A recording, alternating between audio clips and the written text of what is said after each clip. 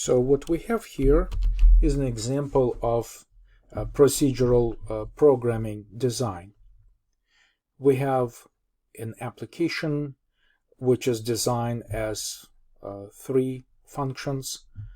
Main function, of course, where the execution of the program begins, and yet it should be noted that all initialized global variables are loaded into computer memory as soon as the program starts.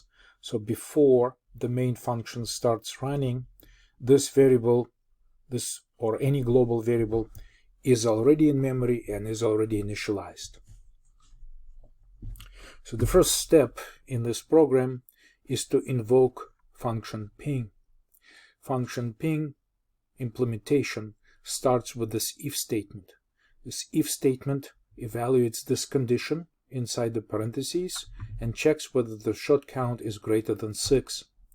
So here we might expect that shot count is set to 0. 0 is not greater than 6, so therefore the outcome of this condition is not true, it's false, so we do not return. Instead, we begin to execute this code further down. Now we want to be able to count every shot, every step in the game, because otherwise we will not be able to stop the execution. So we need to find out when it will become greater than 6. So here a plus operator in front of this integer variable increments this variable by 1. So after this increment, the value of the variable becomes 1. And we print the first output, which says pin, which corresponds to the name of our function. The next step is to call the pon function. The pon function is designed exactly the same way. It makes the same condition check against the number of shots, but notice that this time during the execution, shot count is already set to 1. So 1 is still not greater than 6, so we do not return from this call, we continue to execute. And again we increment the counter to make sure that we account for every step of the game. And then we go ahead and again call function ping. So this is a sort of an indirect recursion that happens in this program, because we already have called ping, which then did call pon, and now pon intends to call ping again.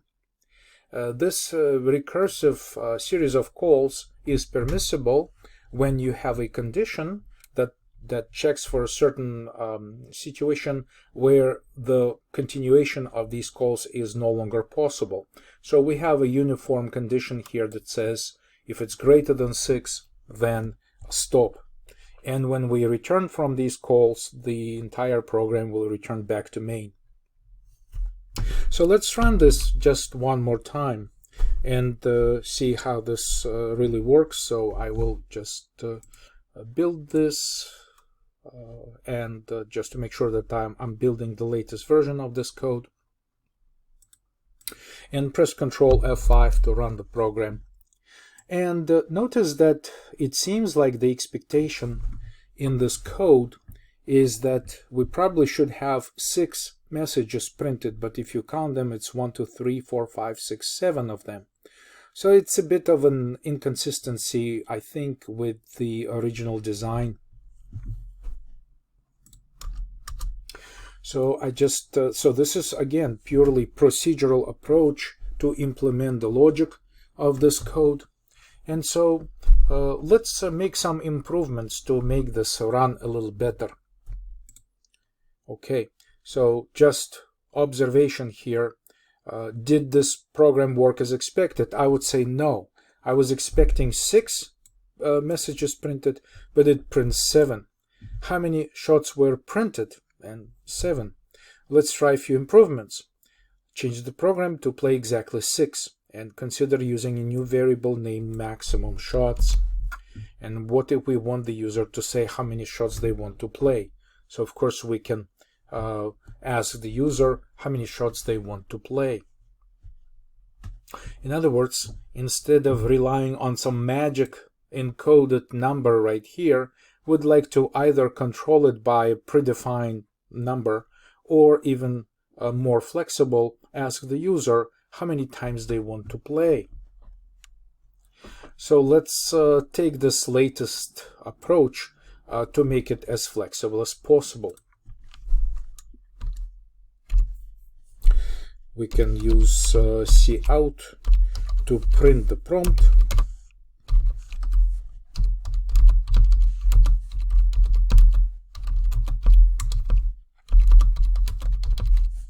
How many times you want to play, and then have an integer.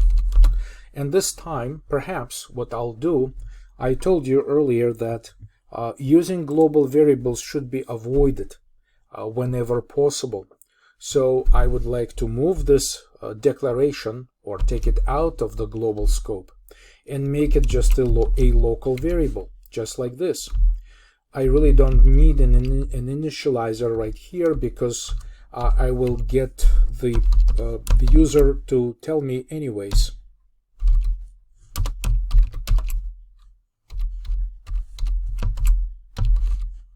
Okay, so we're using input device, character input device, pretty much attached to the keyboard when the program starts, and expect the user to provide a number.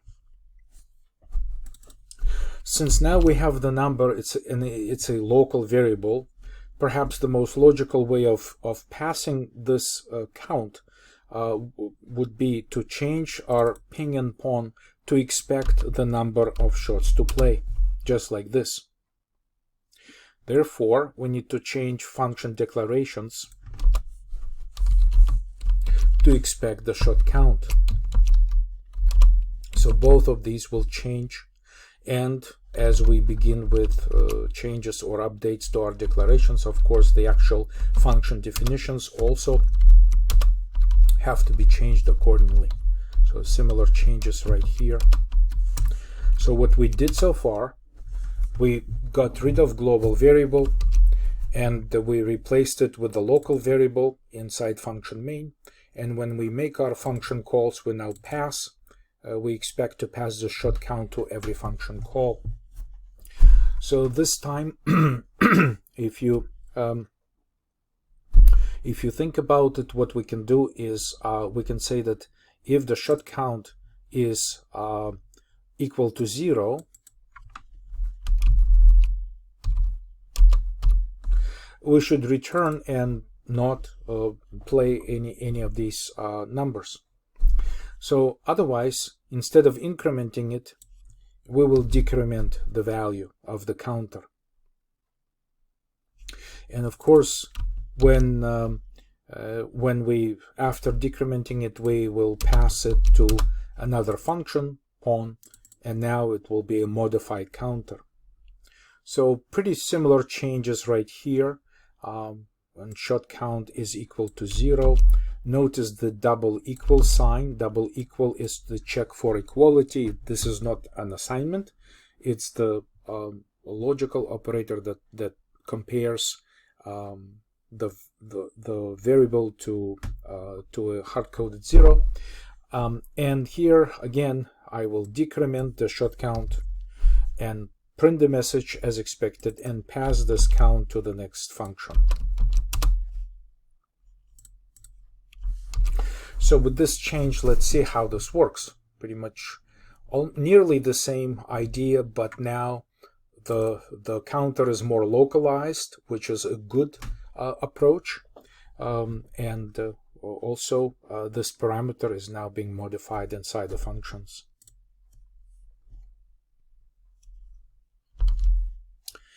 I'll build the application and run it. And now it asks me how many times we want to play, and it's going to be 6. And so this time you see that the original problem with, for some reason, it was printing an extra message. Now it's exactly 6 times. So this is definitely an improvement. So this is just a quick demonstration how you could make such application a little better. And I guess it was achieved by adding a function parameter. So now, instead of each function, both ping and pon, trying to decide, as it was on the previous side, whether this is the critical number to stop the game or not, instead, now these functions are pretty independent. You can pass any number to them. So now it's an input parameter. Instead of being hard-coded here, now it becomes an input parameter. We compare it with 0, and if it's 0, we return. Otherwise, we just continue playing. And that's what this application is trying to implement.